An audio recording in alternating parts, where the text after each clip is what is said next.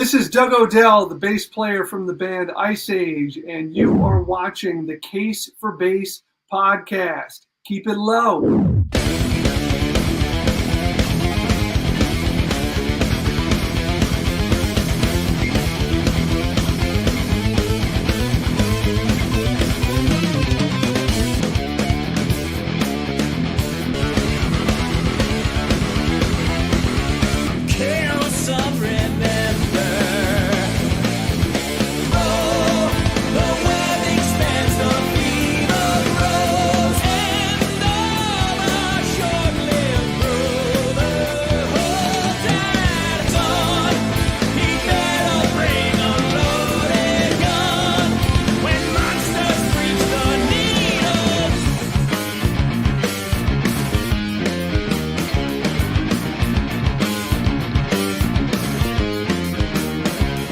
So what's happening today, Greg? Well, today we have a special guest.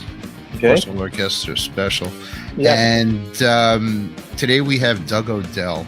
And Doug is the bass player in a band called Ice Age. And we always recommend check them out on YouTube, on Facebook. They're a fantastic prog rock band. They have a new sound with a lot of classic rock background in it.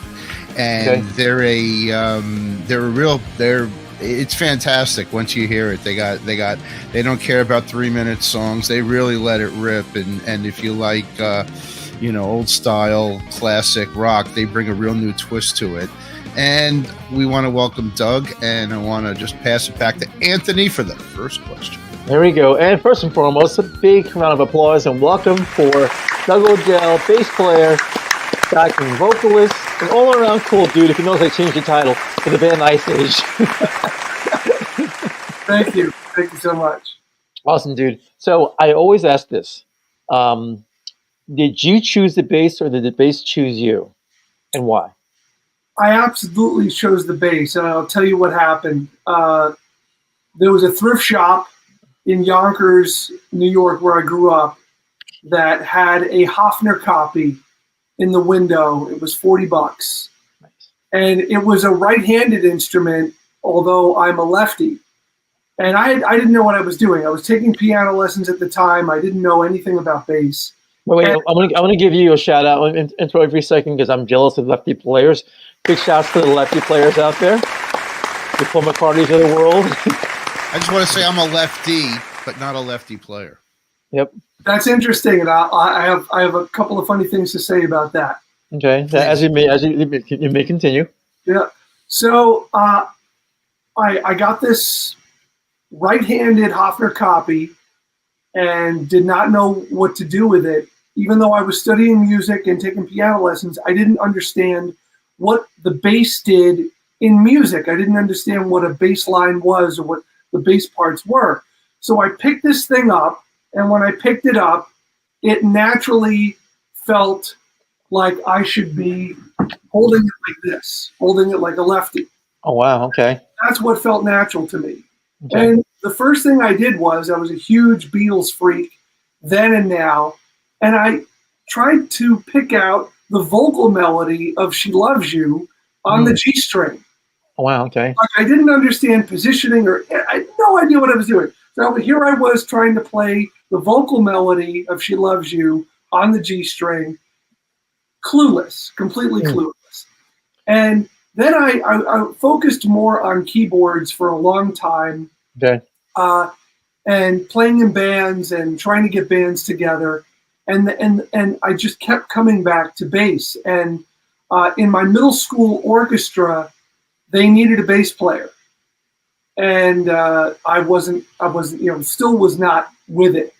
And I wanted to play piano, and they didn't need a piano player. So the band director said, "How about tuba?" And I said, "Absolutely not. No, thank you." I just didn't want to carry that thing and also get my ass kicked for being a tuba player. So anyway, I had this 2.5 octave Moog synthesizer that was a co-op between Moog and Radio Shack.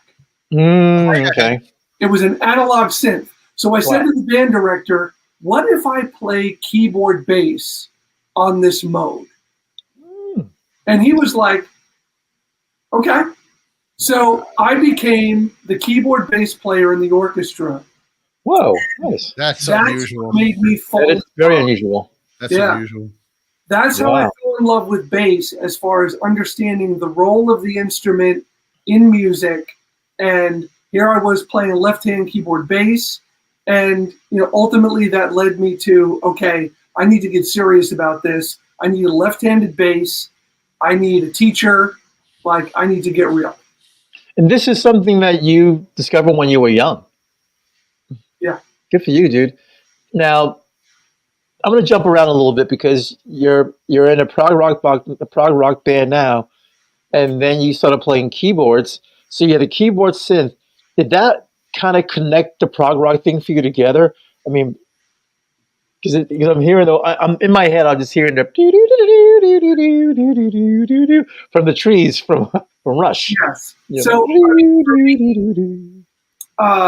like at the time, I'll just give you a sense of where my head was at. So, it was all about the Beatles and Kiss at first.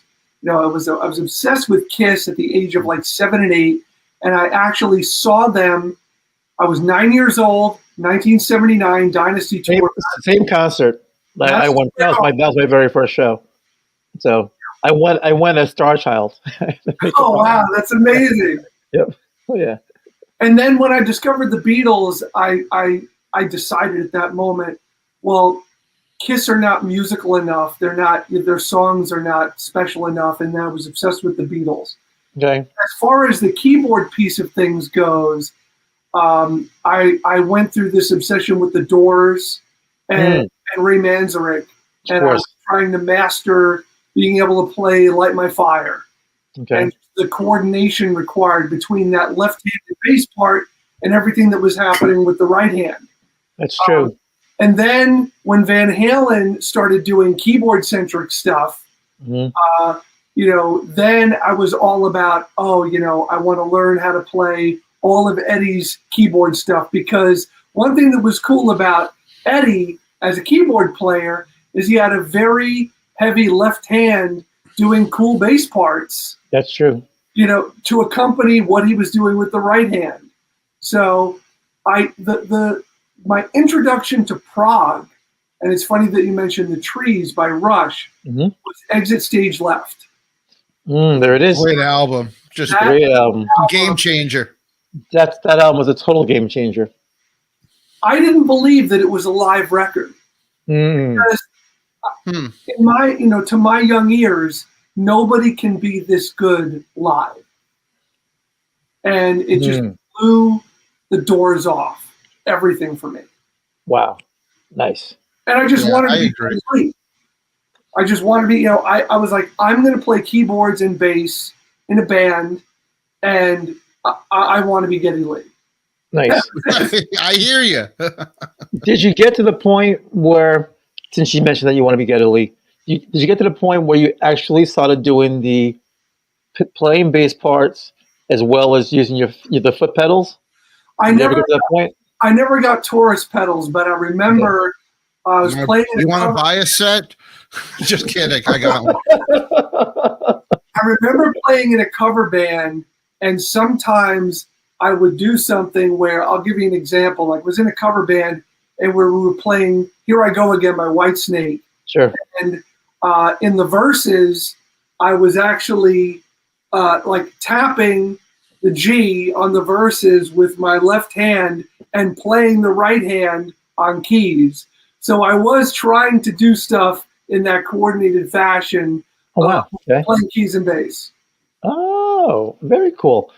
Speaking of that, let's take it back to when you first got the Hofner copy, and you're now in it. Your teacher wants you to play tuba. You're like, absolutely not. Playing tuba will get my ass murdered by anyone, because it's just simply not a cool instrument. I don't care what anyone says. And universally uncool. Yeah, exactly. And then you have the ability to play keyboards as well. When did you know that at some point in your life you wanted to do this? What was it like? You got the Hofner copy, but when did you know at some point in your life, or what bass was it that you grabbed onto? You said, I'm really enjoying this instrument. This is what I want to do for the rest of my life. What was that point in your life? Uh, well, the first lefty bass that I got that was a proper left-handed instrument was an Area Pro 2. Ooh, nice Uh, bass. it was a nice, really nice bass. I Nice destroyed bass. it because Mm. my first bass teacher, Greg Filene, who was introduced to me by another one of your guests, Rob McCucci, who's also Yes, like we me. love Rob. We love Shout out Rob. to Rob's Rob. awesome. Rob. Yeah.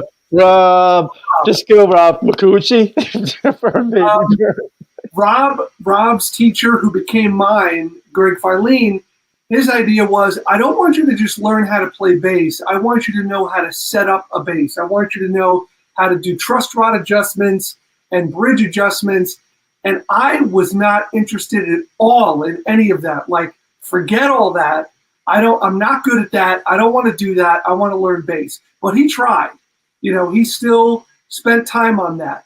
So I destroyed my Area Pro 2 bass, messing with the truss rod. Like I wrecked it.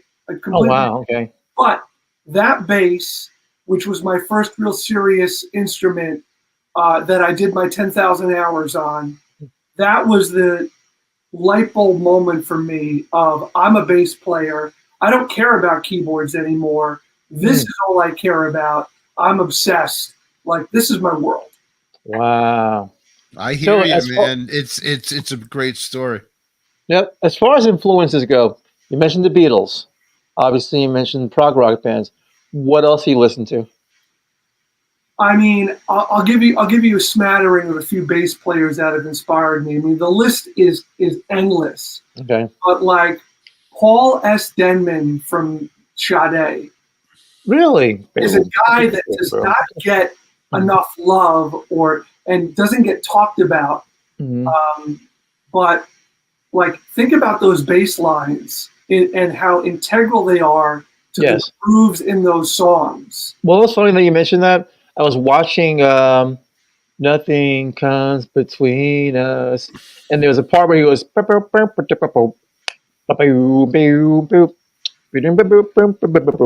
I was watching it. I just turned it really loud. I was like, "Damn, it's so hypnotic. It just hypnotizes you because it just kind of lulls you into this groove." And I was like, and I didn't get his name, but now that you mentioned his name, pretty impressive. One of the things we talk about is we talk about bass players where we as Anthony would say, the guy, as you suggested, the guy from Sade, and you never know who these people are. And one of the things we talk about is how the bass player is the victim of being underproduced, expressed. And it's great because you do that deep dive into who's the bass player from what band and pulling out these nuggets that really put them into what's the word I'm thinking of, an eternal status of bass greatness. That is so beautifully stated, Greg, and I couldn't agree more.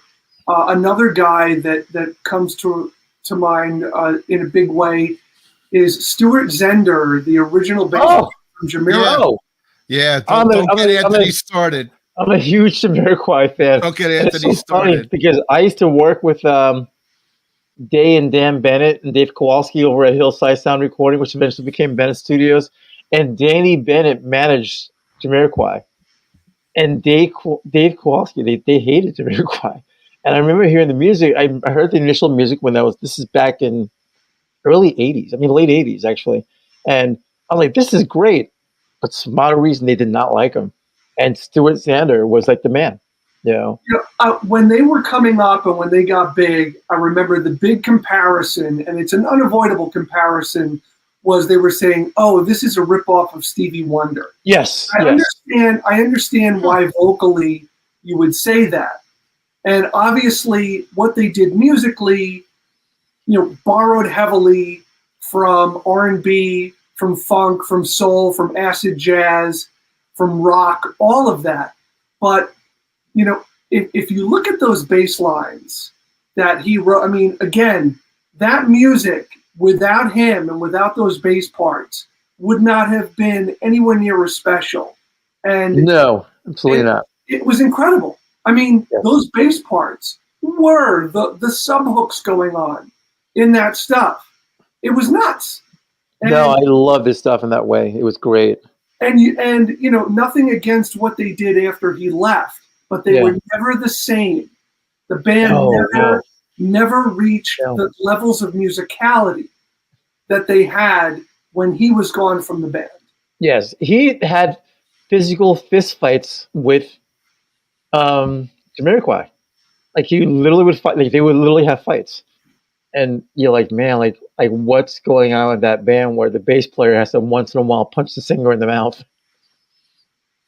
The one thing that I thought was interesting about JK is because he doesn't have any musical training, he doesn't play any instruments.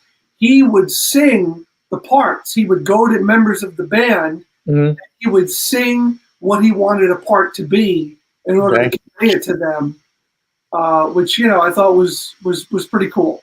Wow. Okay, who else do you like? You seem to have a bunch of. You got these. Well, I mean, you went from Beatles, prog rock, Rush to Desmond, from Sade, and to Jamiroquai. So obviously, you have a pretty good variety of genres of music. Well, Jocko. When I got introduced to Jocko, hold on a second. Wait a second. We're not worthy. We're not worthy. We're not worthy. We're not worthy. Okay, we're back. When I met my second bass teacher, Steve Fix, the first day he said to me, "Tell me some bass players that you admire." And of course, at the time, I was all about shred and flash. So it was like, well, I really like Billy Sheehan. And, I'm mentioning... Oh, wait. Right, hold on a second. Billy Sheehan. You mentioned Billy Sheehan. Billy! We love Billy, you. We're not worthy. We love you. We're not worthy. We love you, Billy. All right, and back to you, Doug. And he said to me, well, what do you think about Tom Hamilton from Aerosmith? And I said, well, he's okay. Now, once I started digging into Tom's playing and his bass parts, I had a whole new respect for him. Just like doing a deep dive analysis into the nuances of the way he plays and writes, and so suddenly, there were guys out there. I mean, I'm one of the biggest King's X fans you're ever going to meet. Yeah, you nailed it. You're nailing it. We're not worthy. We love you, dude. We love you, Doug. Yes. Doug Pinnick, okay, is 1 in a million. And, a guy that doesn't get enough credit for being an incredible bass player, who I also love, is Prince. Yes. Okay? Yes. Okay. Prince is so good. Incredible bass player. Yep. I mean, he's every instrument that he touches, it's magic.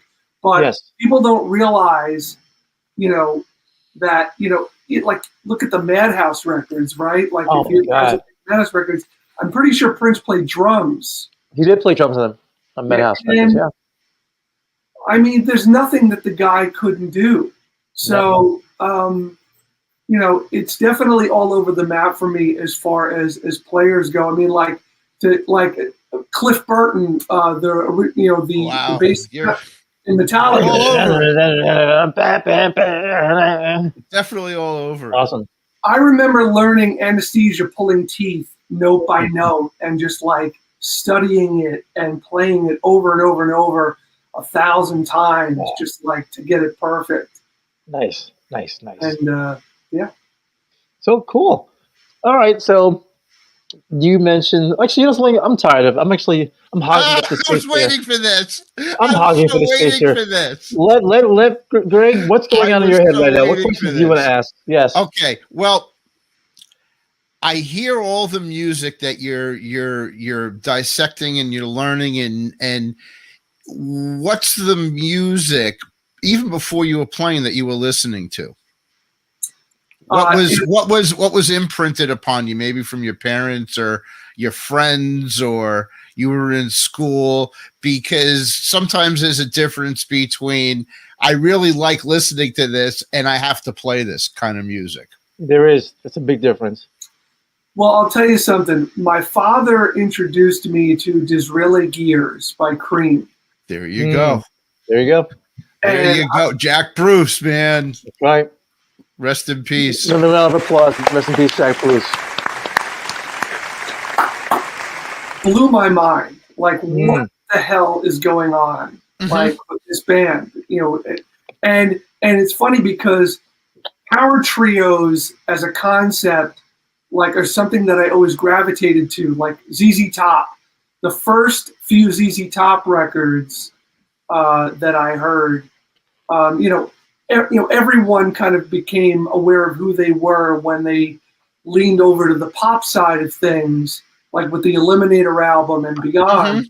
But those early records where it was straight up blues rock, that blew my mind. Johnny Winter was another thing that I got introduced to as a young guy, and I just gravitated to his playing. And I saw him live.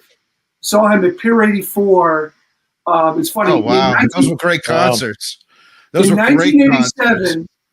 Like on one night, I see Johnny Winter, playing with a trio. Comes out, the first 6 minutes of the song, he's just wailing. Or he even goes up to the vocal mic.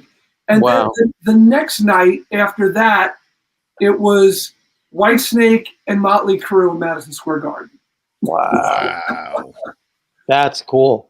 Wow. Yeah, because it's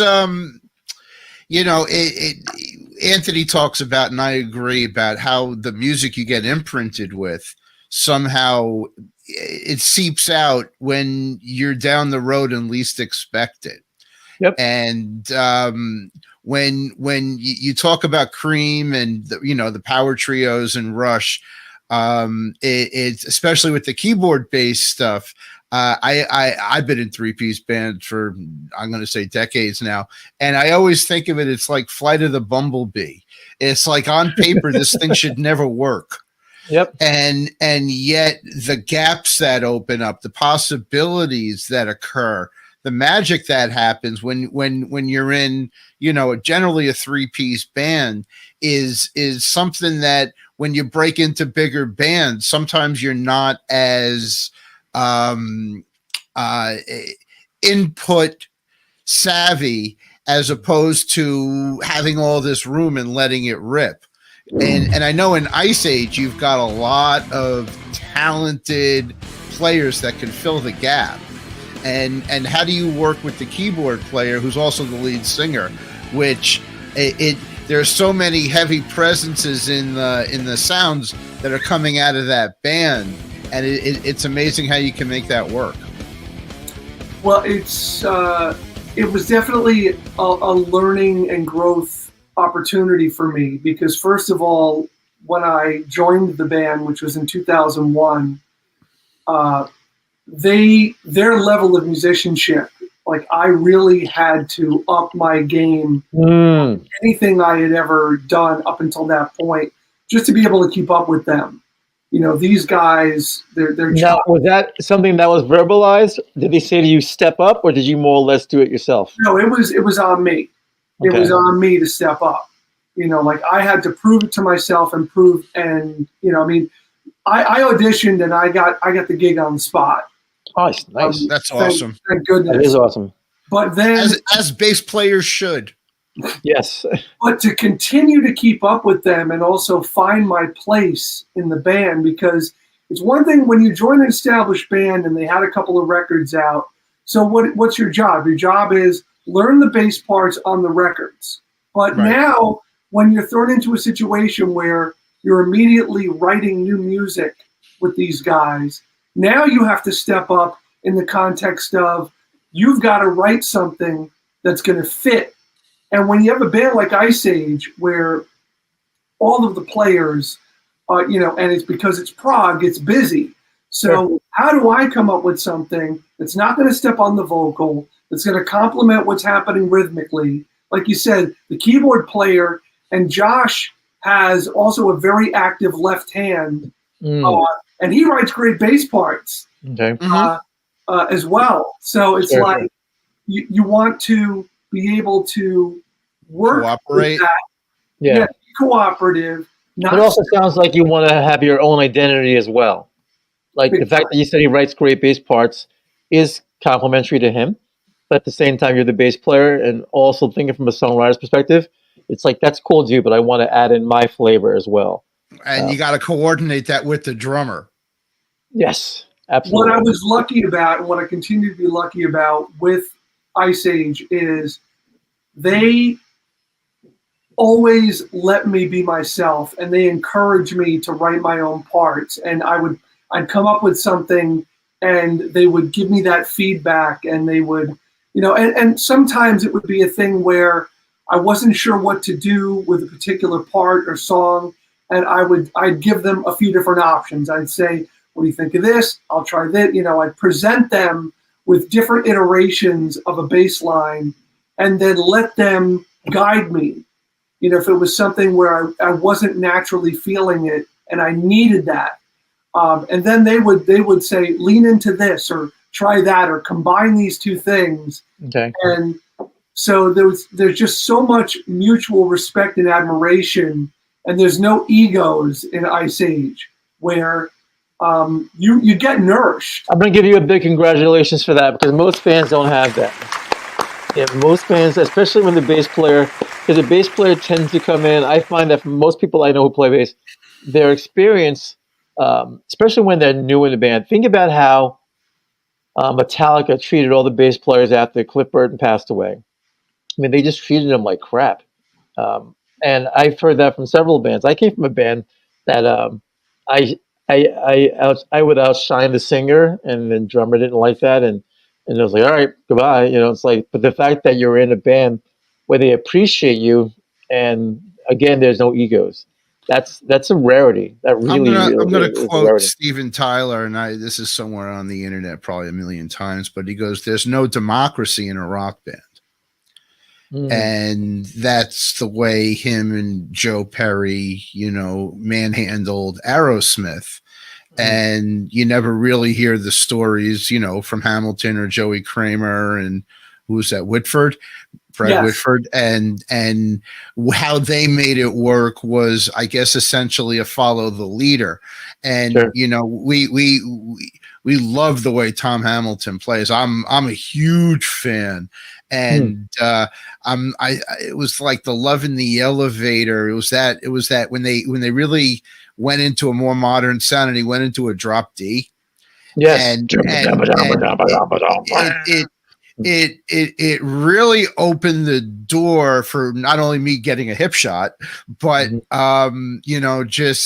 just how he worked within the construct to be cooperative. And it takes a lot of credit and a lot of maturity to be in a band with so many pieces, with so many parts. Yes, as you're in. And Tom, doesn't get enough credit.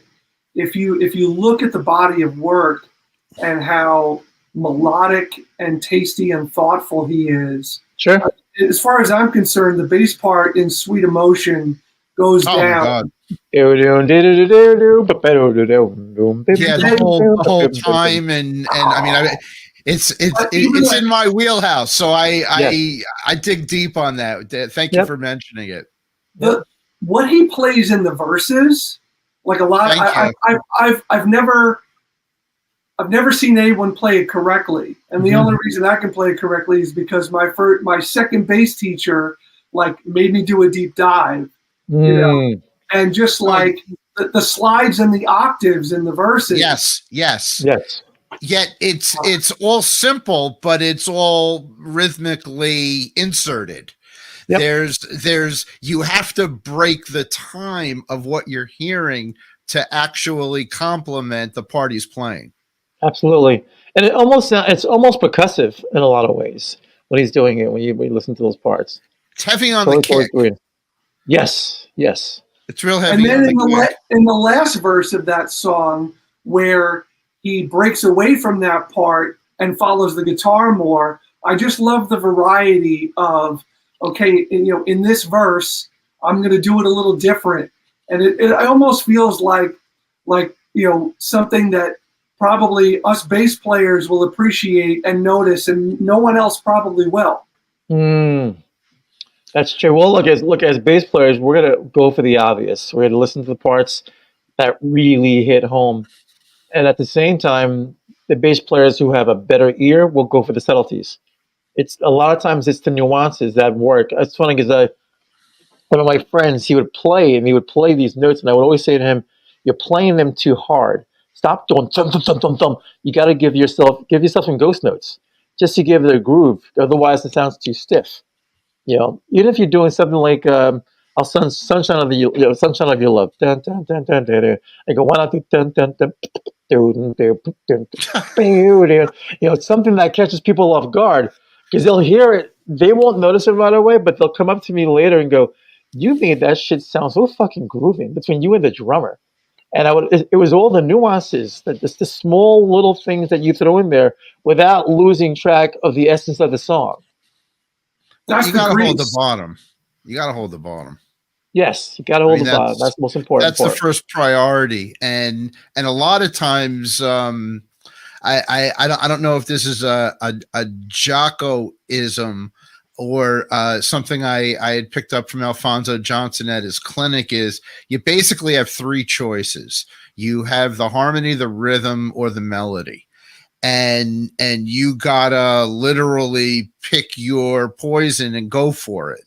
And whether you're gonna lock on the rhythm, whether you're gonna basically ride the rhythm of the rhythm guitar and keep that space open, you're gonna be in like a unison form, or you're gonna go for the melody. And to do all three at once is a tough trick. Let's put it that way. And that eventually you find your lane. And I'm going to repeat myself again. You're sometimes at the victim of the producer for what lane you're put into. So it's absolutely true. And it's ironic is when we talk about bands and the bass players. I don't know if I'm going to cross a line here, but the two things we talk about is nobody really ever picked up a bass and said, "I want to play like Nikki Sixx." That's right. And Nikki, if you're out there, I apologize. You're welcome to come on and challenge us on that. Well, Nikki Sixx and the bass player from Uriah Heep. Well, yeah, the original one. The new one, Dave Rimmer, is an absolute monster. Yep. And he just did an album with Richie Faulkner with another band in between the new Priest record. Is that Elegant Weapons? Yes. Yes, you did. I believe so. Incredible. And I'll cross a line again. And maybe you can answer this for me, Doug, is did you pick up a bass and said, "I want to play like Gene Simmons"? Well, honestly, at the beginning, yes. And I want to say a couple of things. First of all, wait. Let me interrupt you for a second. I know I'm going to get beaten down for this for every rock and roll mega legend in the world. I'm laughing at it because you did mention that you were a Kiss fan, and that you mentioned that the Beatles. And I was trying to say to myself, how the hell do you put them in the same category? Like you put the Beatles and Kiss. Besides having four members of the band, that's the only thing that they have in common to me.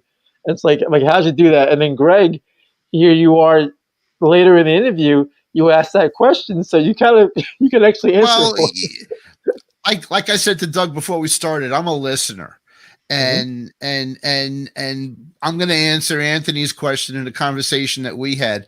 One of the reasons this show and podcast formed is Anthony and I, after reconnecting after a bunch of decades, we would talk on the phone for hours. Still do, about bass, about music, about players, about whys, about wheres, about hows. Yep. And one of I'm going to say one of my superpowers is that I can overstate the obvious. Yep. And the connection between the Kiss and the Beatles is this 1-4-5 AB formula of music that eventually you have these parts, and eventually you have to connect the parts. But yet True. Judas Priest and Mariah Carey and Dolly Parton can all be on the same page because they all understand the parts and the changes, and the keys don't vary that much, but the tones and the inspirations are 180 degrees apart from each other. Yep, true indeed. Well, one thing I have to say about Kiss, as far as like the Beatle connection, is I do know that when Gene and Paul were conceptualizing what Kiss was meant to be, they did look to the Beatles in the spirit of this having 4 unique individuals that would all get a turn at lead vocal. And so they did take that inspiration from the Beatles, and they did want to have songs for Ace and Peter to sing and encourage him to do so. So there was that. But I think Gene doesn't get enough credit for writing some very cool melodic bass parts. Like, I don't know if you know the song Sure Know Something. Yes. Okay, tell me that's not a cool bass line. It is a cool bass line. I hate that. Yes. Cool. Gene Simmons was mentioned. This is the episode of me going on a limb. I got back into watching Davey 504 on YouTube, and he talks about Gene Simmons playing some incredible riffs, and the parts that he wrote. The song he pulled out was Detroit Rock City. Of course. And he's playing the part to it, and he's talking about how this riff is da da da da da da da da da da, how it's incredibly intricate with a pick. Mm-hmm. And I'm, you're just staring in awe that not only is he dissecting a Kiss song, but he's talking about why this riff is not only difficult to perform, but unique in its own right. And Gene Simmons is always one of those bass players in my book that you always want to respect him, and you always want to fear him because he pulled something out. He's not just a thumper and a thudder, and maybe that's just part of the act. Absolutely. Because where like you talk about the Beatles, where they're each individuals, Kiss definitely did that, but in a very unified form. And McCartney, needs to get mentioned as, an obvious influence because, I mean, take a song like Something. Yes. If you do an analysis of the bass part on that song, it's just incredible. It's to be that melodic, but not step on the vocals. Not step on the vocals. Yep. Especially if it's not your song. Right. It's true. Because that's a George Harrison song, and I'm gonna go into an inversion of it, talking about how Nathan East performs it with George Harrison. The Made in Japan album is just one of the greatest recordings as a bass player you could ever hear, because it isn't just George Harrison with his hits. He's got Eric Clapton and his band. And just the level of expression is completely inspiring. At least it was for me. It was the record I couldn't shut off. I didn't even want to play with it. That I just had it in my car. It was on from beginning to end. And you're listening to Nathan East. I mean, forget about all the recordings and artists he performed with. How he's taking that one song and he's taking what Paul did and completely re-expressing it into another level. Absolutely. So, thank you. All right, guys. it is now the time. And Greg? This is my favorite part. This is the best part. Greg, what are we going to do next? Okay, we're going to ask you, we're sure you have a forest of weapons. And we see there's one in your hand, looks like a Fender. And if you could tell us about your top 3 go-to basses. And they don't have to be in order. Nope. But if you take the one that doesn't get the grab to the one that sometimes gets the grab to the one that's your mainstay, this is my baby bass. We would love to hear about each of them. So definitely this 5-string Eurospector is. Ooh. I call this one Junior because Nice. before I Okay. ever had kids, this was my first child. This bass. Nice. Nice. You know, when I joined Ice Age, I had never played a 5-string. Okay. You know, to me that was a mountain I wasn't ready to climb. But Mm. it was a requirement of being in that band because they were writing stuff that required that extended range. Okay. And their bass player, who also happened to be a lefty that I was replacing, That's unique. had Okay. yeah.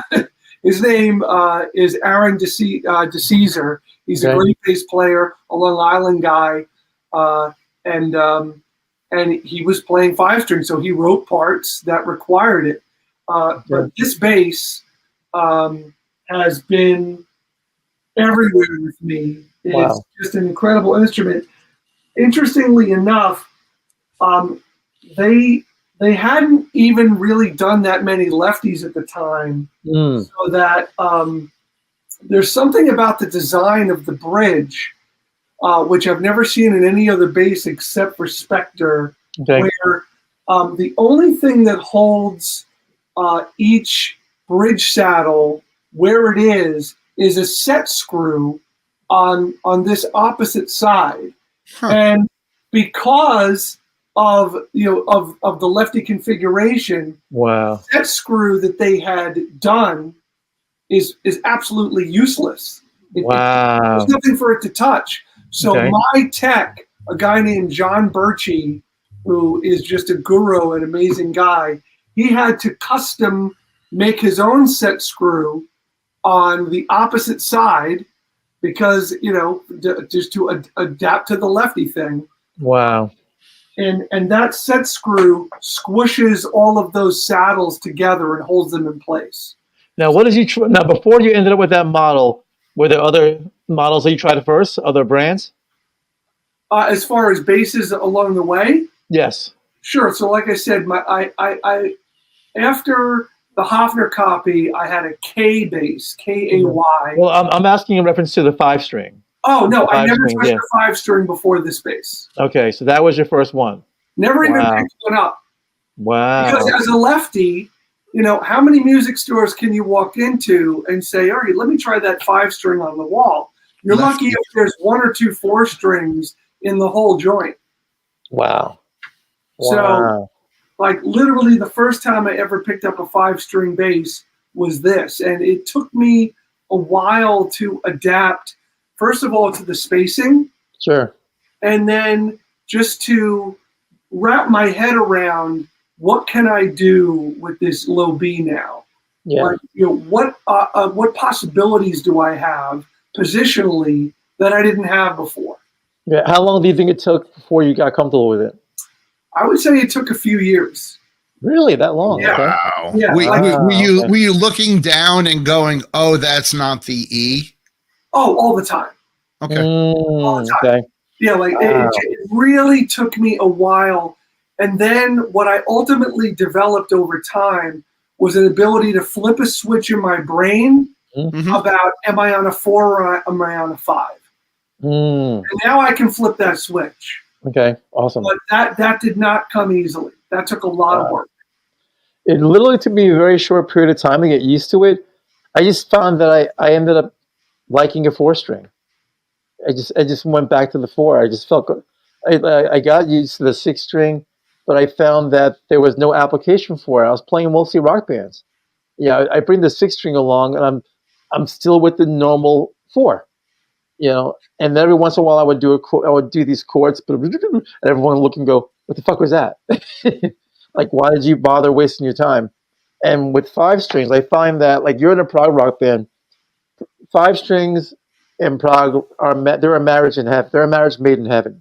Like that totally works out. Even um, core metal bands, that low B, that like bands like Korn kind of started that, but they were they feel these from Korn and gave it that low. I mean, I think he just tuned everything really low and everything was so loose anyway. But that was the inspiration behind a lot of these bass players. getting the 5-string or 6-string, and then I only think using. technology also, the Yes. audio range of equipment and recording also opened up that opportunity for the bass, the electric bass guitar, to go into the keyboard synth Yes. range. That was, it was just a progression of, the state of the times. Oh, okay.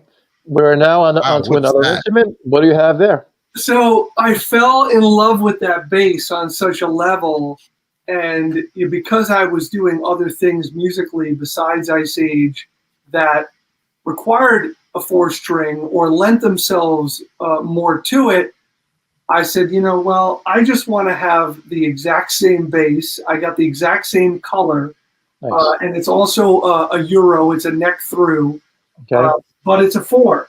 Okay. And the one hold it up to the frame. Hold it up to the screen. There we go. Wow, Nice, that's awesome. nice. Is the bridge the exact same bridge, but besides being a 5, same setup? The difference is that by the time I got this bass, they were making lefty bridges. Okay. So the set screw did not have to be custom added. They did it. Oh wow! Wow. But what was frustrating about this bass early on was the electronics were never wired right. And it's one of those things where directionally, at least for me, I'm used to when I'm using my controls, everything off is clockwise and on is counter. On my controls. Okay. But on the original electronics of this bass, they were righty. They were the opposite. They weren't switched. The potentiometers were just popped in. Wow. And I was getting all of this buzz and noise that was happening. And John Birchie, the tech to the gods, tried everything in his power to rewire the original electronics, and they were just never right. They were never right. So one day I said, look, get rid of everything. Let's put new electronics in this bass. Let's start all over. So now the Aguilar electronics that are in this bass, and I was scared. I was scared because I'm an EMG guy from right? Okay. The only active electronics I've ever used in my life were EMG, and I was afraid, what if this bass loses some of its magic without EMG? I was wrong. Wow, good for you. This thing, the tone, and something about the tone of the Spectre basses pre-Korg, it's magic. That's true. Yeah, once they sold the Korg, they kind of changed everything. Yeah, I'm kind of heartbroken about that because you take something that has such a mom and pop feel of the original Spectre design, and when it was just a small shop in Woodstock, and then when it becomes corporatized, that's it. That's it. You literally ruin the essence of the instrument.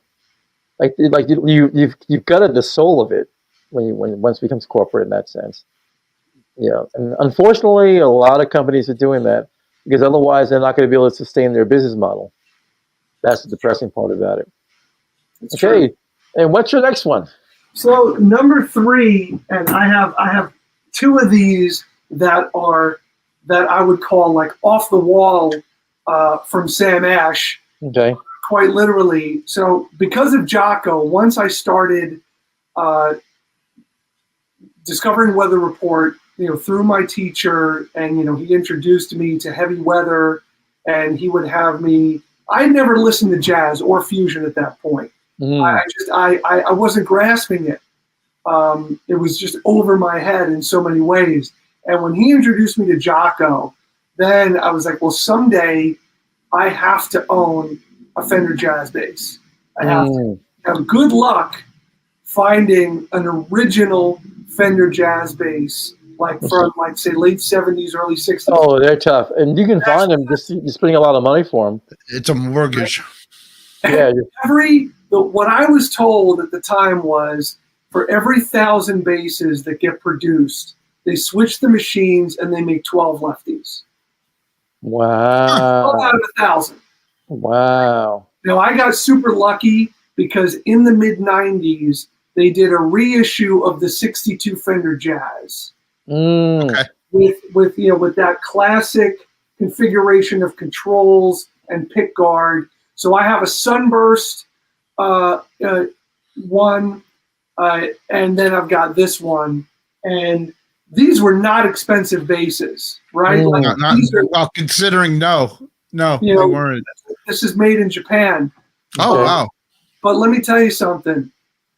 I love these basses. I Mm-hmm. love this bass. It's just so much fun to play. It sounds so great, and I mean the neck. It's interesting too because the necks, they're both a Fender Jazz 62 reissue, and for some reason, this neck feels like a boat oar to me. Mm. The neck on the other one feels skinnier. And I'm Mm. sure there's probably not a big difference, but it's just the little nuances that are different. A lot of it's Well, in the finishing. It is in the That finish. in the assembly that they may take more material off depending upon the character of the instrument. Yep. I played one of those. Look, we all want to get a made in the USA Fender jazz, but I played a couple of Japanese ones and a couple of Mexican ones. Man, they were smoking. Yeah, they It's like, were. yeah, and I didn't. Maybe it's just my sense of patriotism. I didn't want to have to admit it. That was the hard part. It was like, I don't want to. I don't want to like these instruments, but I love them. Yeah, You know, no, so. and then there's is there ever the bass that got away that you had and it's no longer in your possession? There's one that more of a novelty. So, do you remember when Hohner licensed the Steinberger Bridge? Yes, Oh, absolutely. yeah. Oh yes, absolutely. I had one of those, one of those Steinberger-ish Hohner basses that's got no headstock, and it was, again, I was trying to be Geddy Lee, so that means Yeah. the keyboard stand that he had in the music video for Lock and Key from Hold Your Fire. I'm like, well, I'm getting that keyboard stand. What a record. Okay? And then because I saw him in the Distant Early Warning music video with the Steinberger bass, I'm like, Yeah. I have to have Right. that. 1001. Yep. Yeah. Now, now I'm 6'2", and I look ridiculous holding that bass on stage. Yeah. Also, like, I'm very big about resting my thumb on the bridge pickup, right? Like, Okay. Okay. I hear you.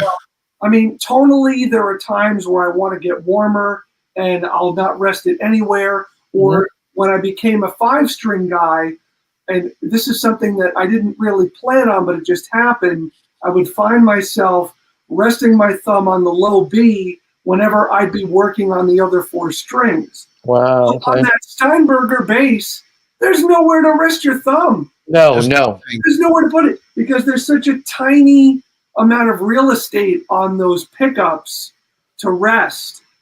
And so, but what was amazing about that bass is with those double ball end strings and that bridge configuration, you could throw that thing across the room and it would not be out of tune. That thing stayed in tune no matter what. Incredible. Yep. I used to have one of those Steinbergers. I'll be honest with you. I hated the way it felt. I mean, it played nice because it's smaller. It's and I'm a jumper. I move around stage all the time. But I was like, man, it doesn't feel like a woman. Like the Fender shape is like that of a woman. You have the waist and you have just the curves. And the fact that everything was so flat, I was almost struggling with it all the time, and I just didn't like it. I just kind of like it sounded good, but I got to the point where I didn't enjoy playing it. It sounded good. It sounded good. I'm not sure how it looked visually because there's It had a very nothing to it. bizarre weight distribution, and it did.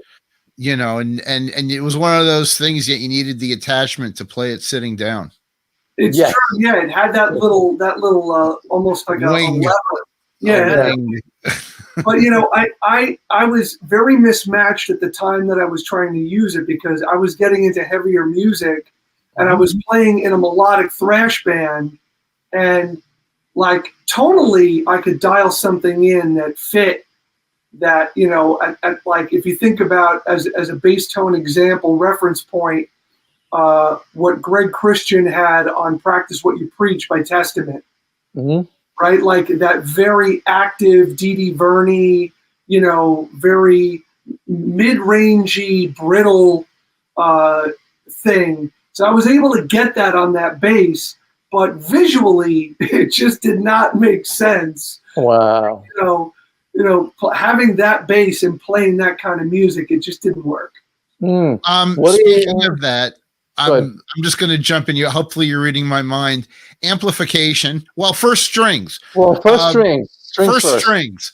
What are your preferences? Do you mix them up on your basses, or is there a go-to weight and feel in a brand? Great question. And so I can tell you this. Coming up, it was Roto Sounds. I love the Roto Sounds. I'm a round wound guy through and through. I love the Roto Sounds, and obviously Billy Sheehan and Steve Harris were big influences. I got into those Dean Markley Blue Steels. Okay. But see, and I can break those on like one gig. Like when I was learning how to play, and before I understood dynamics, and Anthony, you were talking about the idea of like digging in too much and not having dynamics. But I had no dynamics, and I was just punk rock playing as hard as I could. I was breaking strings all the time, and those Blue Steels, I would break those like nothing. Wow. Eventually, DRs became my string of choice for a long, long time. Love those DR strings. I love the tone. I love how long they last. They last a long time. And actually, if you look at my background, you'll see that I have he's a neon guy. Neon green strings to match my logo. Love it. Oh, by the way, I want to thank Greg. If you look closely, you'll see that I have a my custom logo, which is on my bass, which has a green snake. My alter ego. I am a laser cutter, laser engraver of acrylics and wood, and I put my mind into the machine and created a custom pickguard with Anthony's brand photograph with a snake all over his face.